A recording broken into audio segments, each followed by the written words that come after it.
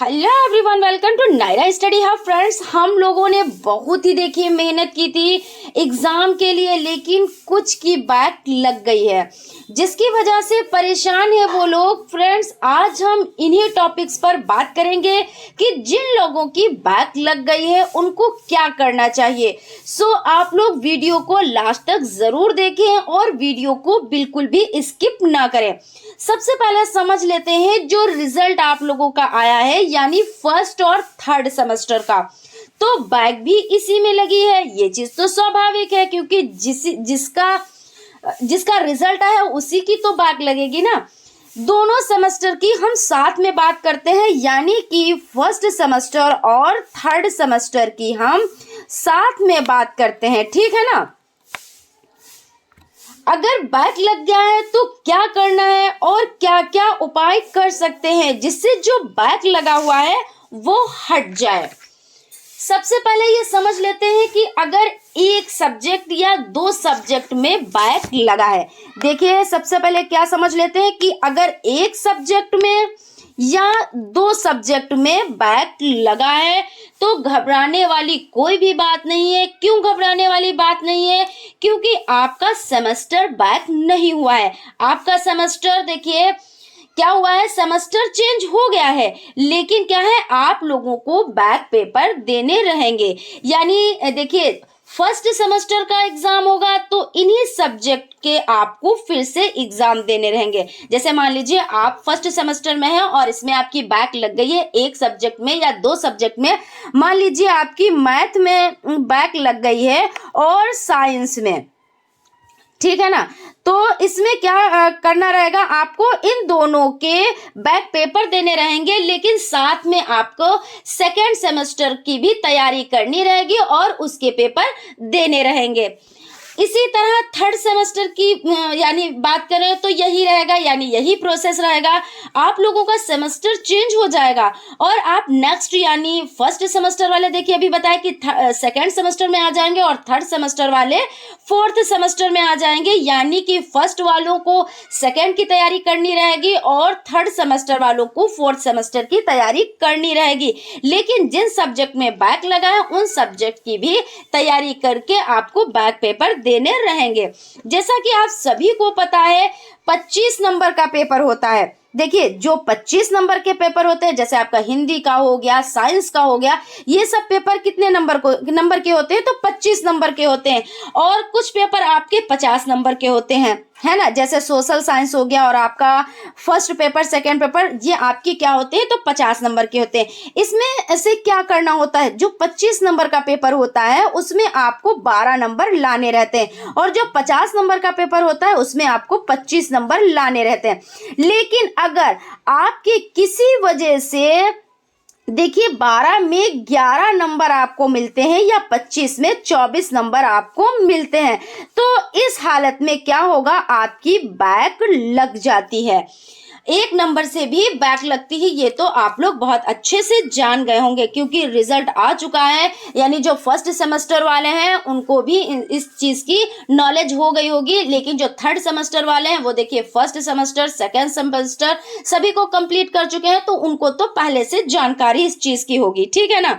यहाँ ये इसलिए बता रही हूँ कि अगर आपका पेपर अच्छा गया था, यानी कि आपने 25 नंबर वाले पेपर में, देखिए जैसे मान लीजिए आपने पेपर दिया, उसमें 25 नंबर वाले पेपर में आपने कितने का वर्क किया, मान लीजिए 18 नंबर या 20 नंबर या 21 नंबर, कितने भी नंबर का आपने किया। और जो 50 नंबर का पेपर था तो उसमें आपने कितने का किया, जैसे 26 नंबर हो गए, 28 नंबर हो गए, आपने 40 नंबर, जितने भी आपने जिस तरह से, क्योंकि क्या होता है कि पेपर देने के बाद जब घर पे आया जाता है तो उसमें फिर मिलान करना रहता है। ज़्यादातर लोग मिलान कर लेते हैं, क्योंकि उसमें क्या होता है कि मिलान करने से कॉन्फिडेंस आ जाता है कि हम इतना पेपर करके आए, हमको इतने नंबर प्रोवाइड होंगे। लेकिन कभी कभी क्या होता है, पेपर अच्छे होने के बावजूद भी नंबर कम मिलते हैं और जिनके पेपर अच्छे नहीं हुए होते उनको नंबर अच्छे मिल जाते हैं। इस कंडीशन में क्या होता है, ये कंडीशन कब बनती है? देखिए जो कॉपियां चेक होती हैं तो कौन चेक करता है? तो भाई इंसान ही तो चेक करते हैं, जो टीचर्स हैं वो क्या है, वो इंसान ही तो है। और इंसान क्या है, तो गलती का पुतला है, क्योंकि इंसान से गलतियां होती हैं। तो गलती से कभी कभी इस तरह की कंडीशन आ जाती है कि नंबर तो ज्यादा बन रहे होते हैं। मान लीजिए आपके जैसे मान लीजिए आपको 12 नंबर की जरूरत है, जैसे जो 25 नंबर का पेपर है उसमें 12 नंबर की आपको होती है नीड कि 12 नंबर है तो पास है। तो उसमें किसी वजह से 10 नंबर दिए गए, नहीं जान पाए, क्योंकि भाई इंसान ही तो है, गलती हो गई। तो उसमें क्या होता है, आपको इस कंडीशन में क्या करना होता है, तो इस कंडीशन में आपको स्क्रूटनी का फॉर्म फिल करना होता है। स्क्रूटनी का फॉर्म फिल करने से क्या होता है, जैसे आपके नंबर तो ज्यादा बन रहे हैं लेकिन आपकी कॉपी पे चढ़ के आए हैं कम नंबर और आपकी बैक लग गई, तो आप इस कंडीशन में क्या करेंगे, आप इस कंडीशन में स्क्रूटनी का फॉर्म फिल करेंगे, जिससे आपको नंबर मिलेंगे और बढ़कर मिलेंगे। लेकिन एक चीज मैं बताना चाहूंगी कि अगर आप लोग इतना विश्वास मत रखिए स्क्रूटनी पर कि स्क्रूटनी का फॉर्म फिल करेंगे, उसके बाद कॉपी चेक होंगी और उसके बाद हमारे 110% नंबर बढ़ के ही आएंगे।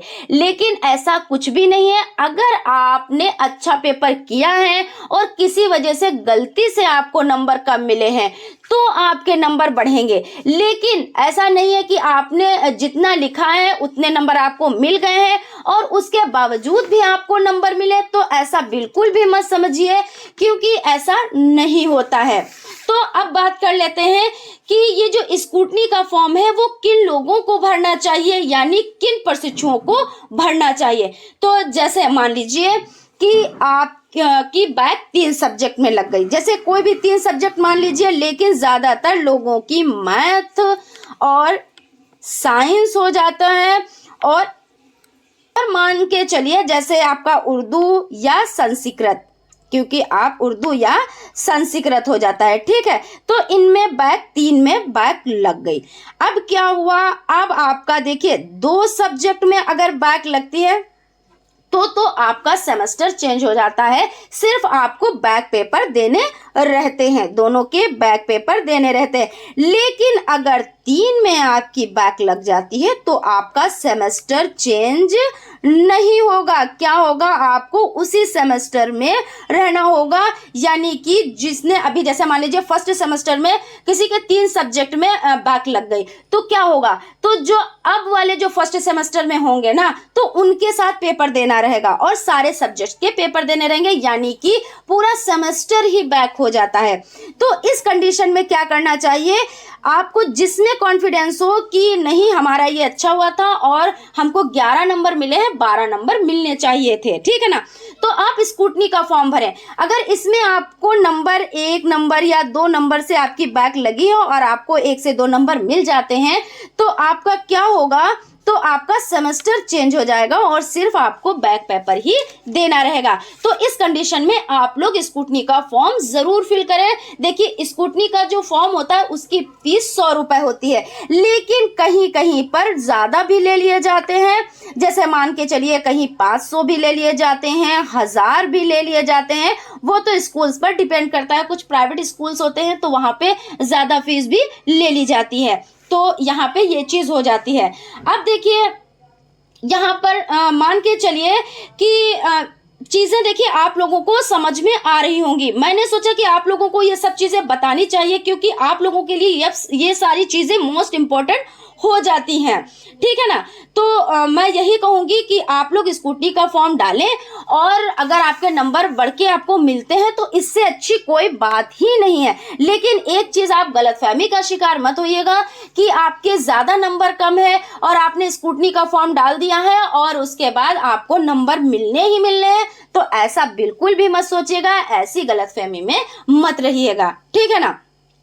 तो मैं यही चीज आप लोगों को बताना चाहती हूँ। और देखिए हम आपको एक चीज और बताना चाहते हैं, जैसे आपसे जैसे जो कमियां रह गई, कुछ तो कमी रह गई ना, क्योंकि 50,000 बच्चा फेल हुआ है फर्स्ट सेमेस्टर में, जो कि बहुत बड़ी संख्या होती है। इतनी बड़ी संख्या में अगर बच्चे फेल हुए हैं तो कहीं ना कहीं बच्चों की भी कोई ना कोई कमी रह गई होगी।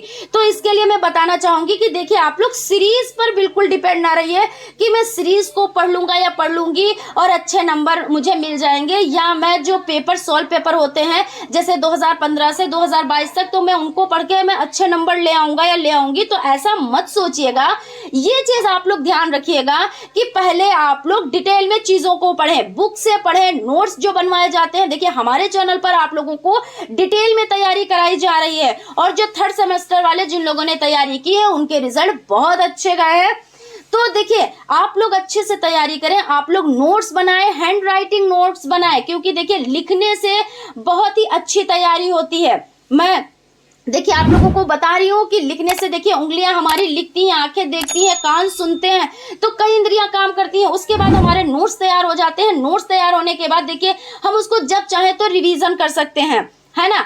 और जैसा कि आप लोग जानते हैं कि बीएड की अपेक्षा बीटीसी टफ होता है। बीटीसी हलवा नहीं है, ये टेढ़ी खीर है, और जो टेढ़ी खीर होती है उसको क्या करना है, उसको हलवा करना है। जैसे मान लीजिए मैथ का सब्जेक्ट आपका बहुत टफ है, आपको बहुत टफ लगता है, लेकिन उसको इतना इजी कर दीजिए, इतना इजी कर दीजिए, इतनी रिवीजन उसका कीजिए, इतनी बार एक एक सवाल को लगाएं कि वो आपके लिए हर सब्जेक्ट से आसान हो जाए। यानी कहने का मतलब ये है कि जो चीज आपको टफ लगती है उसको सबसे पहले आप लेके चलें, उसकी तैयारी अच्छे से कर लें।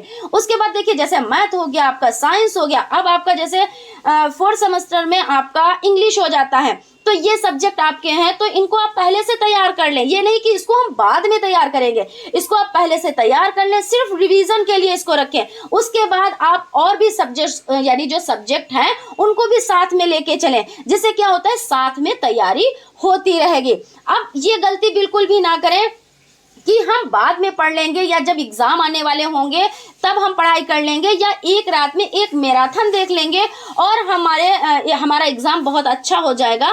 तो ये बिल्कुल भी मत सोचें, क्योंकि कुछ लोग ऐसा भी बताते हैं कि एक मैराथन देख के आप पास हो जाएंगे, आपके 90+ नंबर आ जाएंगे, लेकिन जिस हिसाब से आपने रिजल्ट देखा है तो ये सब चीजें ऐसा लगता है कि ये सारी चीजें गलत है, क्योंकि बिना मेहनत के कुछ भी नहीं मिलता है। कहते हैं नसीब से क्या मिलता है, बाई चांस मिल जाता है, लेकिन जब मेहनत करते हैं तो उसमें हमको 99% चीजें मिलती हैं। कभी कभी 1% में मैंने इसलिए आपको बताया 99, क्योंकि 1% क्या होता है, किस्मत होती है, लेकिन 99% आपकी मेहनत होती है ना। तो 99% आप मेहनत करेंगे तो 1% किस्मत भी आपका साथ देगी। लेकिन जिस दिन आप ये सोचेंगे कि 99% आपकी किस्मत साथ देगी और 1% मेहनत करेंगे, तो रिजल्ट देखिए 50,000 बच्चे फेल हुए हैं। तो इससे ज़्यादा अच्छा एग्जाम्पल आपको नहीं मिल सकता। तो मैं यहाँ पे यही चीज़ बताना चाहूँगी कि आप लोग तैयारी में लग जाएं और 90+ नंबर आपको लाने हैं, ठीक है ना। तो फ्रेंड्स देखिए हमारे चैनल पर DElEd first semester, second semester, third semester, fourth semester सभी की तैयारी कंटिन्यू कराई जाती है, जिसमें आपको डिटेल में पढ़ाया जाता है, नोट्स बनवाए जाते हैं, प्लस पवन सीरीज, राजन सीरीज और 2015 से 2022 तक के सारे पेपर सॉल्व कराए जाएंगे।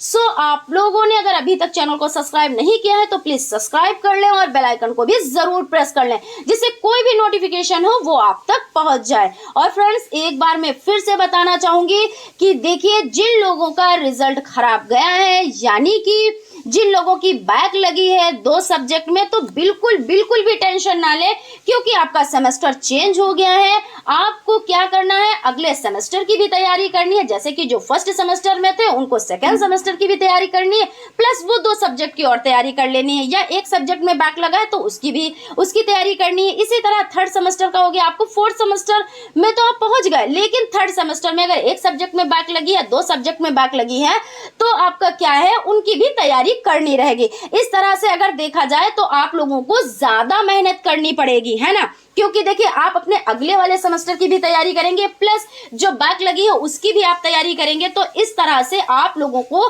डबल मेहनत करनी पड़ेगी। लेकिन क्या है कि देखिए मेहनत करने से ही सफलता मिलती है ना।